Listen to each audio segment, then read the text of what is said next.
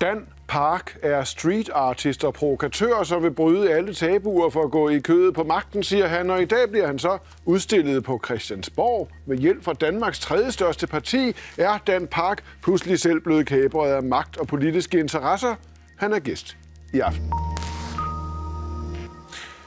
Regeringen vil med den nye asylpolitik give kommunerne, som de siger det, et pusterum. Har kommunerne brug for et pusterum? Nej, siger Bornholms borgmester Winnie Grosbøll. Ja, i høj grad, siger Rudersdals borgmester Jens Ive.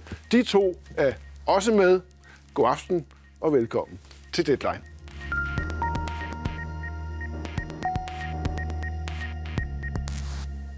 Først nyhederne. Regeringen vil flytte 3,5 milliarder kroner fra ulandsbistand til asylområdet. Det er udsigten til 20.000 asylansøgere i år, og de dermed følgende udgifter, som får regeringen til at gøre det store indhug i ulandsbistanden. Ifølge Finansministeriet vil de mange flygtninge nemlig udløse en ekstra regning på 4,5 milliarder kroner i 2015. Ifølge udviklingsminister Mogens Jensen vil 21% af den samlede bistand næste år altså gå til flygtningemodtagelse. De mennesker, vi hjælper på den måde, det er jo mennesker i nød. Lige så vel som den her bistand skulle være brugt til at hjælpe mennesker ude i verden. Så derfor er det jo et ædelt formål, pengene bliver brugt til. Ja, mennesker i nød er jo bare mennesker i nød. Den danske indsats i Afghanistan tager nu en mere fredelig drejning. Udenrigsminister Martin Lidegaard præsenterede i dag Danmarks nye strategi for netop Afghanistan. Hovedfokus skal være på den civile indsats i det, der nu er Danmarks største bistandsprogram. De militære kræfter bliver udskiftet med folk, der kan hjælpe afghanerne med rådgivning og uddannelse, så de kan overtage hovedansvaret for deres sikkerhed. Ifølge udenrigsministeren handler det nu om at vinde freden. Egentlig skulle den svenske kunstner Dan Parks billeder have været vist på et Københavns Galleri i dag, men i går skiftede Christian von Hornslet mening og ville alligevel ikke lægge lokaler til på grund af dødstrusler. Men der blev holdt fernisering i dag som planlagt alligevel. Location var bare ændret til et lidt mere ydmygt sted. Christiansborg. Vi skal holde den svenske syge for døren, og vi mener, at denne ytringsfrihedsmanifestation, vi er med til i dag, er en måde at gøre det på. Det lykkedes også i Trykkefrihedsselskabet at finde nye lokaler til udstillingen, som er rykket til næste uge. De 9 omdiskuterede collager og Dan Park bliver altså udstillet hele 2 steder i København. Det, der er afgørende for mig, det er, at offentligheden kan se dem. Vi har kun diskuteret dem. Nogle af dem har været i medierne. For at vi overhovedet kan tage stilling til dem, så skal vi jo kunne vise dem. Hvis vi ikke vil vise tingene, jamen så er der jo et eller andet galt. Og så må folk jo selv tage stilling, om de er grove, kontroversielle eller om de er uskyldige. Så, hvem er så denne Dan Park? Er han bare en simpel racist, som hans kritikere siger, eller er han en provokunstner med noget på hjerte? Selv siger han, at han er det sidste. Han opfatter sig selv som netop provo- og street artist, og derfor må vi lige have en historietime. Street art er et fænomen med en meget lang historie. Nogen vil sige, at det begyndte helt tilbage med Kilroy Rosier-graffitien under 2. verdenskrig. Det begyndte så at bevæge sig lidt mere med den første graffiti i New York op gennem 60'erne og 70'erne, og eksploderede i 80'erne, hvor også teenageren Dan Park begyndte at interessere sig for det hjemme i Sverige. Pointen er, at kunstnerne ville kommunikere direkte med publikum uden om borgerlige og tyngende institutioner, hvor de sikkert alligevel aldrig ville have haft en chance for at komme ind. Ofte har det været provokerende former, som også er blevet kaldt for urban art, eller guerilla-art, eller neograffiti. Og herhjemme har vi jo haft vores andel af provokunstnere, også tilbage i tiden. Nu også for eksempel Christian von Hornslet, der også har haft det erklærede mål at ville provokere de etablerede sandheder med sine forskellige påfund. Samme von Hornslet var jo klar til at udstille Dan Parks collager på sit galleri i dag, men han blev truet, og så blev aflyst han. Men ikke nok med det. Da han var på besøg her i Deadline i går, så trak han tæppet fuldstændig væk under hele sin måde at se på provokunsten. Når man producerer kunst, så må man tænke det ind i de forskellige læsninger. Det tror jeg også, man gør. Men jeg vil ikke engang kalde det selvcensur. Jeg vil kalde det sådan, hvordan får man mest effektivt sin vision igennem i sit værk. Og hvad siger du, så er du blevet klogere? Hvad er du så blevet klogere på, hvis du skal forklare det? At hvis man skyder fra hoften, fuld knald og instinktivt, så kan det altså gå rigtig galt. Dan Park vil stadig skyde fra hoften, fuld knald og instinktivt. Han siger, at han bliver en provokunstner, en street artist, der er ude på at udstille magten. Han var på besøg hos os lige før udstillingen på Christiansborg, og jeg begyndte med at spørge ham, hvad han mener, der så er i vejen med streetkunsten i dag. Dagens street art som jag har kollat på, det brukar vara ganska politiskt korrekt, liksom. Vänsterinriktat, eller då är det bara fint, Ja, kan man säga. ja. Så, For venstreorienteret, tænker du, at street art i dag er for venstreorienteret og for politisk korrekt? ja, absolut. Och det reagerade på och försökte göra min egen street art fast vända det Ja. lite mer provokativt. kan man Hvorfor säga. tror du, det er blevet så venstreorienteret eller politisk korrekt? Ja, varför? Jag vet inte. Högern kanske inte vill sabba gatan. De föredrar reklam överallt. Ja. En af de street artists, som er meget omtalt for tiden, hedder Banksy. Hvem er han? Prøv lige at fortælle om ham. Ham kan du godt lide. Hvorfor? Så vem man är? Ja. Ja, det är ingen vet vem man är, men om inte de har kommit på det. Jag vet inte vad. Nej, men han har väl också hållit på ganska mycket med stencil-grejer. Ja. Han har även målat på muren i Israel. Er han dygtig? Ja, jag tycker det är snygga grejer faktiskt. Han använder oftast gatan också, att det blir en del av själva miljön. Ja. Så det tycker jag. Grunden til, at jeg nævner ham også, at der er et værk, der har været meget omtalt i England af Banksy, som blev opfattet som racistisk, og derfor blev censureret. Vi ser det nu på skærmen. Prøv lige at fortælle, hvad der var, der skete omkring det.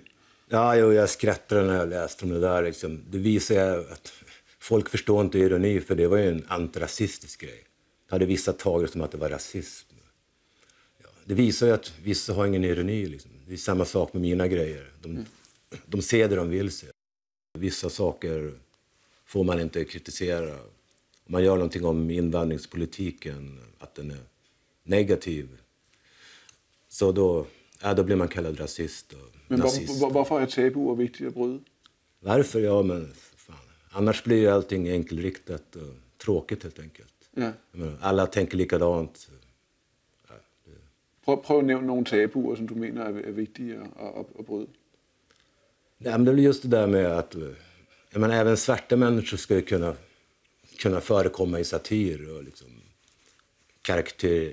göra karikatyrer av, utan att de ska bli helt kränkta. Jag menar, annars blir det diskriminering om man bara kan göra karikatyrer av vita och satir på vita. Ja.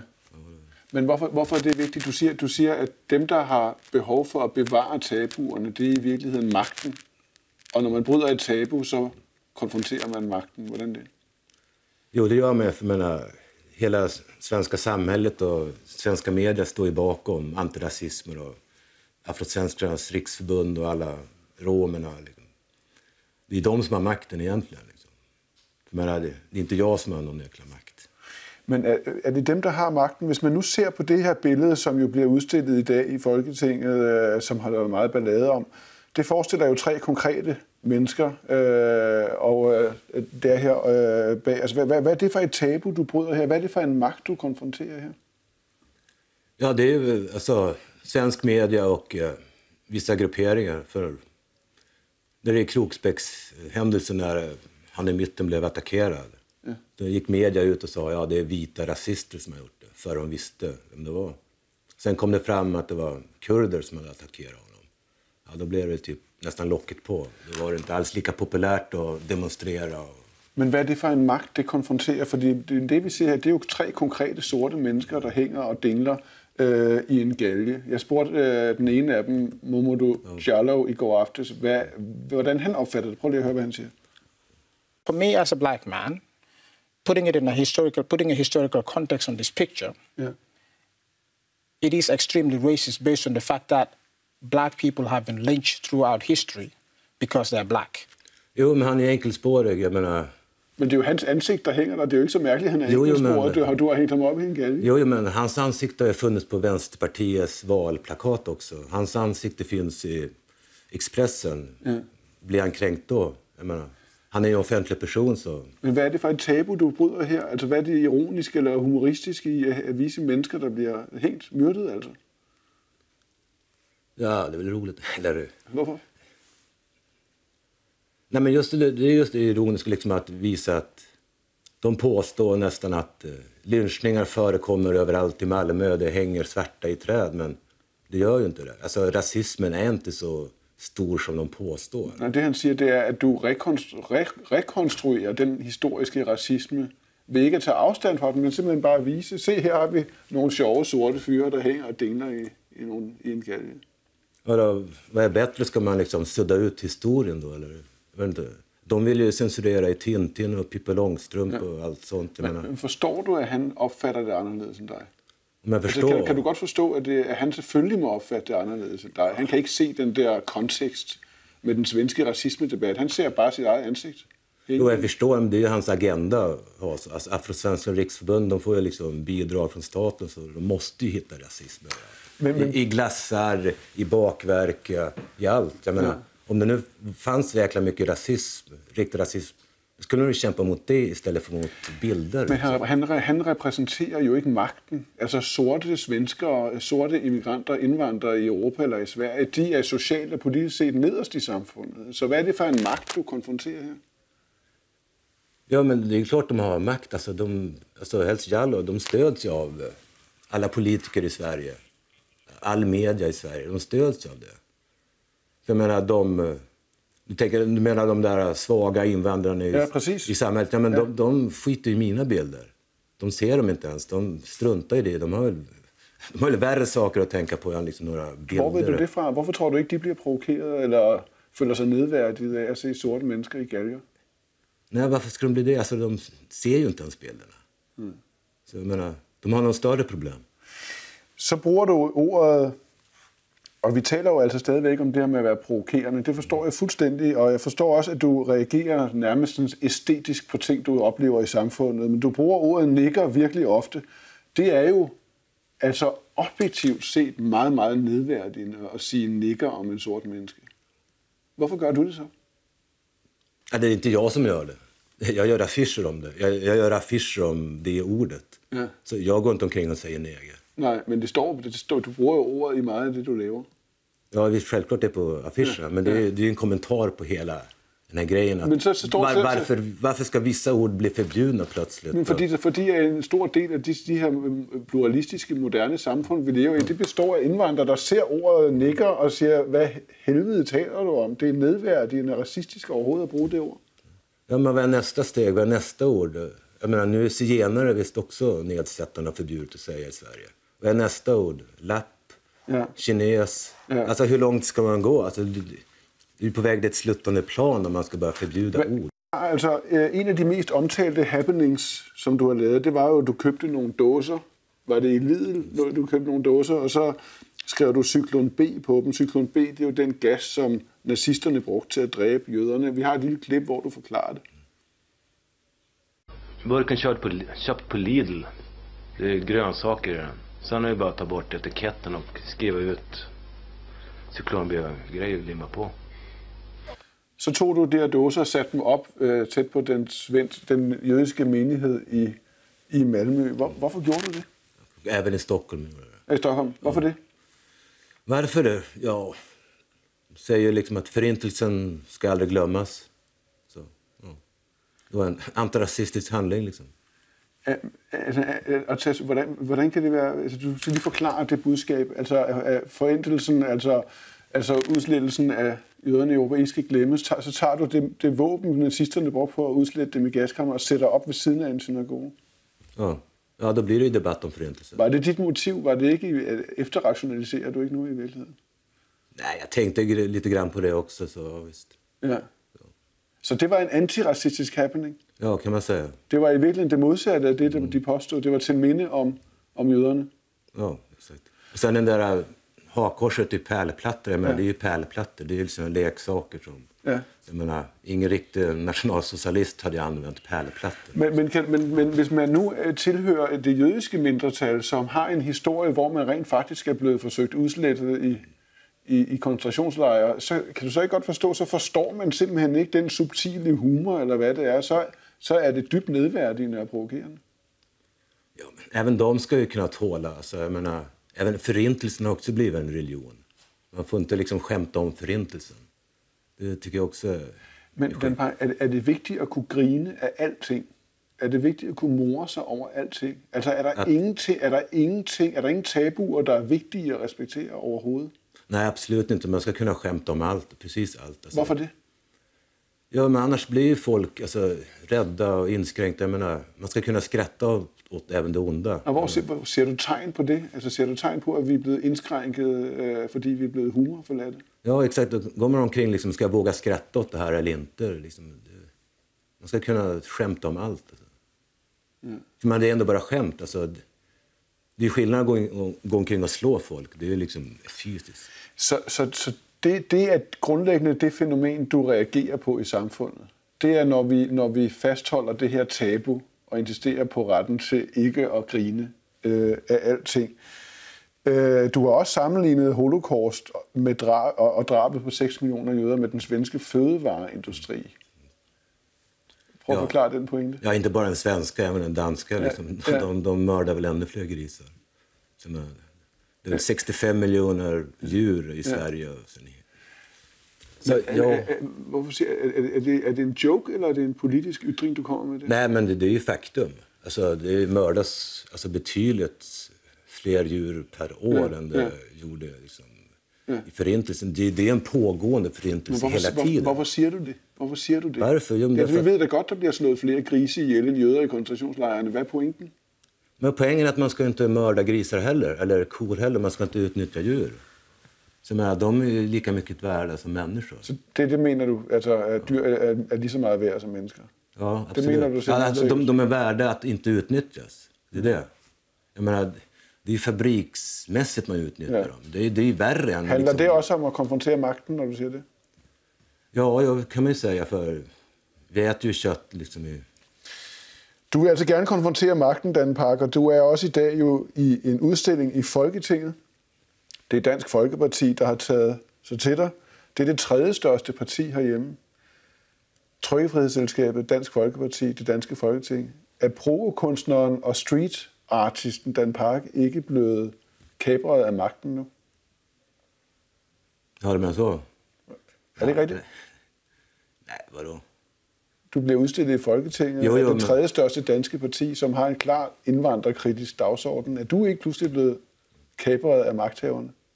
Ja, men det är ingenting jag kan göra någonting åt. Jag menar, det är ingenting jag kan styra vad folk gör med mina bilder. Så det... Men hvad tænker du om det? Ja, jag tycker det var positivt om bilderna sprids. Så, jag vet inte. Uanset hvem der gør det? Ja. Jag menar, vänstern får också liksom ställa ut mina bilder. Så, ja. Så det, at dine billeder nu helt åbenlyst er en del af en politisk dagsorden i Danmark, det generer dig ikke? Ja, vadå heter det? Sell-out eller? Det er major sell-out. Ja, jag har inte tänkt så långt, så jag vet inte. Tak fordi du kom.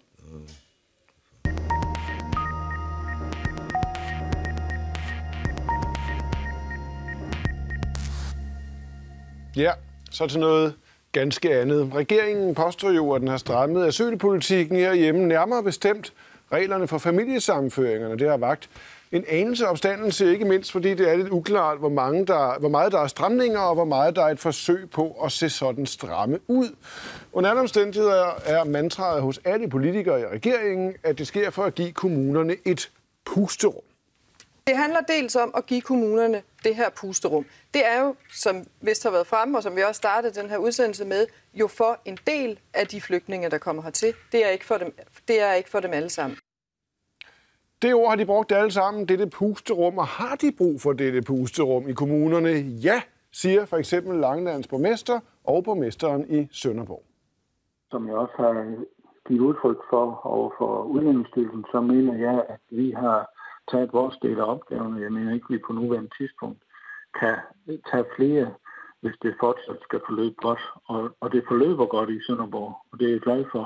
Men jeg tror ikke, vi skal presse citronen mere.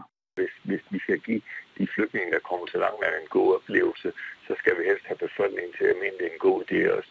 Og derfor så har vi sat en grænse ved 7 år. De siger det virkelig rundt omkring i alle kommunerne. De siger, at der er ikke plads, de har ikke kapacitet til det samme, som vi hører fra Rudersdal. Der er det så, at du siger, det er simpelthen forkert i den situation at bede om det pusterum. Jeg skal jo ikke udtale mig om, hvordan tingene er i Rudersdal, for det er jeg ikke klog på. Det er Jens Ive meget mere klog, end jeg er på. Og heller ikke i Sønderborg. Det eneste, altså det jeg måske nogle gange står står tilbage med, det er jo at der er bare forskel på hele den retorik og hele den måde, at hele det her spørgsmål bliver behandlet på Christiansborg, og så den virkelighed, som jeg møder på Bornholm. Altså, den virkelighed, jeg møder, når jeg går på Stortorv i Rønne, hvor de asylansøgere, der er på Bornholm, de kommer ned og handler og hilser på vores borgere. Altså, der er ikke den konflikt lokalt, som jeg oplever, der er på Christiansborg. Og det er måske det gab, jeg egentlig appellerer lidt imod, at ja, asylområdet er ekstremt presset, men jeg synes også, at integrationspolitikken har taget en drejning, som jeg ikke kan genkende i den hverdag, jeg har på Bornholm. Jens Ive, du siger, at du har set, at regeringen har strammet, siger de i hvert fald på familiesammenføringsreglerne for at give det her puslerum. Men du vil gerne have nogle flere restriktioner. Hvorfor det? Nej, det har jeg egentlig ikke sagt. Jeg har sagt, at jeg var glad, da jeg hørte statsministeren i åbningstalen om, at man ville bremse op for stigningen ved at begrænse hastigheden i familiesammenføring. Det har jo så efterfølgende desværre vist sig, at den opstramning er nok til at overskue. Hvad skulle de gøre? Jamen, vi er jo verdensmester i hastigheden, når det gælder familiesammenføring. Der er jo ikke nogen, der laver så hurtige familiesammenføringer i den verden, som Danmark gør. Og der kan vi jo se på svenskerne, hvor vi jo ellers må sige, at de tager en meget stor del af flygtningeopgaven. De har slet ikke den samme hastighed, og det er jo det, der presser os. Det er, når man modtager 30 flygtninge, så kommer der 50 familiesammenføringer oveni. Men det er også det, de siger nu, at det er det, de gør for at give det pusterum. Men hvad burde man så? Men den kommer jo ikke, fordi... Hvad skulle man så gøre? Jamen, man kan jo gå over og spørge svenskerne, hvorfor de er cirka dobbelt så lang tid om det, eller hvis ikke 4 gange. Men du mener også, at man rent faktisk måske slet skulle se helt bort fra disse familiesammenføringer og koncentrere os om de asylansøgere, der er personligt forfulgt? Jeg synes først og fremmest, at vi skal koncentrere os om de asylansøgere, som virkelig har et problem ved at være forfulgt, har traumer, posttraumatisk stress, alt muligt andet. Det er jo dem, der er de svage. Vi har også rigtig mange stærke flygtninge, og de er ikke helt så vigtige. Og så eventuelt, og der siger du også, at måske ikke prioritere disse familiesammenføringer så højt, som vi gør. Jamen, hvis du forlader din familie i hjemlandet og er tryg ved at gøre det, fordi din familie ikke er forfulgt, så synes jeg faktisk ikke, at det bør være første prioriteten for os, når vi snakker flygtningeindsatsen og få dem herop. På sigt er det selvfølgelig helt okay. Hvad siger du til det? Jeg tror, grundlæggende tror jeg egentlig ikke helt, jeg forstår, eller jeg tror, jeg vil sige det anderledes. Jeg tror, at jeg er bange for, at man skyder sig selv i foden, når man gør de ting, man gør i øjeblikket. Man kunne jo overveje, om den integrationsindsats, og den faktisk meget vellykkede integrationsindsats, man har i Danmark, ikke netop hænger sammen med, at man faktisk har den høje hastighed, og man sørger for, at de mennesker, der er i Danmark, som har deres familier nede i krydszoner, at de rent faktisk også får deres familier op. For jeg tænker sådan lidt... Hvad hænger det sammen med integration? Jamen, fordi jeg tænker, at det er jo sådan meget menneskeligt, at hvis du kommer til et nyt land, skal integreres i en ny kultur, skal lære et nyt sprog, skal lære nogle nye normer, hele det her enormt komplekse sæt, som et menneske står overfor, når de skal ind i den nye kultur. Og så samtidig skal koncentrere dig om, at du har din familie tilbage i krigszonen. Altså, det tror jeg bare bliver en svær øvelse, og jeg tror, vi kommer til at skyde os selv i foden, fordi det går ud over det kommer op ad bakke. Men jeg er ikke helt enig med Vinnie her, fordi det, der jo rent faktisk sker nu, det er, at vi fra asylcentrene modtager for eksempelvis, eller typisk en far, som så har bedt om familiesammenføring. Så inden vi har nået at placere i en ordentlig bolig, så ankommer familien. Og det vil sige, at vi kan jo nå at flytte den familie rundt flere gange, og dermed skaber vi jo en utryghed i hele familien. Hvis vi får tiden til at gøre klar til at lave en permanent bolig, hvor vi kan have far og hans familie samlet, så har vi bare en meget, meget bedre start på den opgave, som regeringen lægger der. Men det kommer til at lyde meget som praktik. Du taler mere om princippet. Jamen, der er jo noget principielt i, at man vel har sådan en helt almindelig menneskeret i at være sammen med sin familie. Ja, det er jo faktisk... Altså, det er jo ægtefæller og børn, vi snakker om. Ja. Det er sådan en principiel holdning til det. Og så er der også praktikken i det, at hvis man skal sidde et år og være uvis om ens familie, der stadig er nede i Syrien, hvor der foregår de frygtelige ting, vi ser, eller i Iran, altså... Hvad gør det med folks hoveder? Og hvordan forestiller man sig, at de mennesker skal kunne integrere sig i et helt nyt samfund, lære et nyt sprog, tilegne sig nye færdigheder, samtidig med, at de sidder med en uvished om deres allerkæreste? Altså det er også hele den der, jeg tænker, det er godt nok en svær opgave. Og kan den så også lykkes? Ja. Du siger, at regeringen tørrer det af på jer. Jamen det synes jeg. Jeg synes, når man fra regeringens side kommer med nogle totalt misvisende tal og nogle totalt misvisende forudsætninger, og så ikke håndtere undervejs den stigningstakt, man har. Og dem er jeg altså glad for at høre, Mette Frederiksen er enig i dag, at stigningen er simpelthen for stor. så er det jo at overlade et problem, som er skabt på Christiansborg. Hvad skal de gøre? Jamen, de skal jo sørge for, at den stigningstakt, som kommer i kraft af familiesammenføringen, bremses op. Og jeg må bare sige, ja, vi skal overholde konventionerne, men det er jeg også helt sikker på, at svenskerne gør. Men de har altså en normal familiesammenføring, der tager 2 år fra en flygtningeankomst. Er du enig i det perspektiv? Altså er regeringen, hvis de virkelig mener, det er alvorligt, skal de tage det ansvar, at det ikke bare bliver kommunerne, der modtager så mange flygtninge, som man nu får? Altså den her kurve, som det viser sig, at vi nok ikke har kontrol over fra Christiansborgs side. Jamen det er jo klart, at hvis du ikke skal skabe et samfundsproblem, så bliver du jo nødt til at se, hvordan tingene virker. Og så bliver du også nødt til netop at anerkende, at der er forskel på, om du sidder på Bornholm eller i Storkøbenhavn osv. Men det gør du jo også i forvejen i forhold til, hvordan du fordeler de her flygtninge. Man fordeler jo også flygtningen efter, hvad er det for en tyngde, du har i din kommune i forvejen. Altså grunden til, at Bornholms Regionskommune er en af de kommuner i hovedstaden, der får allerflest flygtninge, det er jo også, fordi vi har allerfærrest i forvejen. Altså, så du har jo allerede den der vurdering inde. Der har vi jo fællesskab der, fordi vi har jo stort set det samme antal flygtninge, vi modtager. Handler det om penge simpelthen? Handler det om i virkeligheden, at hvis man lige skal sige noget man kunne tænke var indlysende i forhold til Bornholm, I får støtte til asylansøgere i den periode, hvor de er på asylcentrene. Når de så kommer ud, det er jo så der, at kommunerne begynder at skulle betale gildet, altså når man for integrationen, så er der mange af de asylansøgere, der er på Bornholm, der faktisk tager til andre steder i landet, måske til Storkøbenhavn. Og så slipper I for den udgift. Den fordel har de ikke. Fordi i de fleste andre steder. Indtægten følger jo bloktilskud, så altså, når personen forlader øen, så forsvinder pengene jo også med personen. Men jeg tror ikke, der er økonomi i det her. Altså, jeg er ikke en af dem, der tror, at det her, det koster os penge. Men det er bare meget interessant, at der er så mange, der taler om, at Bornholm har en god forretning kørende i hele det her. Men det er der ikke nogen af de andre kommuner, der har. Hvorfor det? Man kan jo sige, at på asyldelen, der er der asylansøgere jo ikke del af det danske samfund. De har jo ikke noget CPR-nummer, det vil sige, at de er holdt helt ud af den kommunale udligning. Og det vil sige, at alle udgifter, der er forbundet med en asylansøger, den dækkes jo af Udlændingsstyrelsen. Hvorimod er en kvoteflygtning eller en der er i integrationsforløb, jo har et bloktilskud med til kommunen. Ja. Og der har der jo været diskussioner af, om det bloktilskud dækker, men det har jeg ikke indtryk af, at det ikke skulle gøre. Vi har ikke nogen problemer i forhold til at tro, at regningen ender hos os. Så pointen kunne være, at det kan være en økonomisk fordel for alle kommuner, der vil være gode til at integrere de her mennesker. Jamen, jeg tror, det er forkert at blande økonomi ind. Den diskussion kan vi altid tage på et andet tidspunkt og et andet sted. Jeg tror, at det her, det er vigtigt at holde fokus på, at det her er et stigningstaktsproblem. Så er der selvfølgelig en diskussion ved siden af, der hedder den nationale økonomi, om vi bruger 4, 5 eller 6 milliarder på det her. Det er jo så også interessant at diskutere. Det er jo bare ikke nede i den kommunale sammenhæng. Det helt grundlæggende det er den måde, vi taler om det her på nu. Der er ordet midlertidighed konstant. Ikke? Alle taler om midlertidighed. Skal det være 1 år, skal det være 2 år, så videre skal det gælde med familiesammenføringer. Tror I helt ærligt på, at de mennesker, hos dig er det jo foreløbig 130 flygtninge fra Syrien, hos dig er det hvor mange? Ja, 400 asylansøgere plus flygtninge. Tror I på det perspektiv, at de kommer til at tage hjem til Syrien inden for en overskuelig årrække? Og hvad betyder det? Jamen, det betyder, at vi skal lave en rigtig vellykket integration, som Vinnie også er inde på. Og det skal vi jo også nok gøre, fordi vi tror ikke på bortforklaringer og undskyldninger. Vi har jo set det tidligere, og vi ved jo, at de går ind og i øvrigt også ved en vellykket integration kommer til at bidrage til samfundet.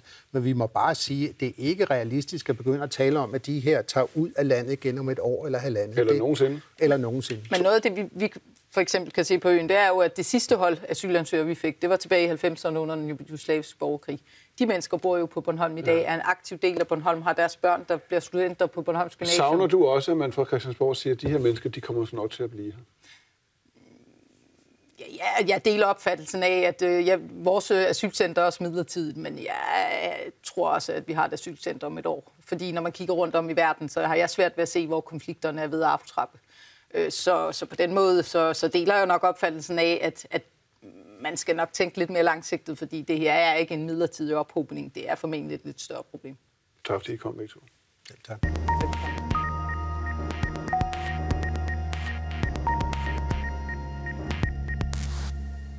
Ja, det var alt fra mig og holdet her på Deadline, der blandt andet handlede om gadekunst. Og apropos gadekunst, så er kineserne lige kåret det årets pressefoto i Kina, og vinderen er billedet her. Et sensationelt godt og våget billede, synes kineserne, og det er det her.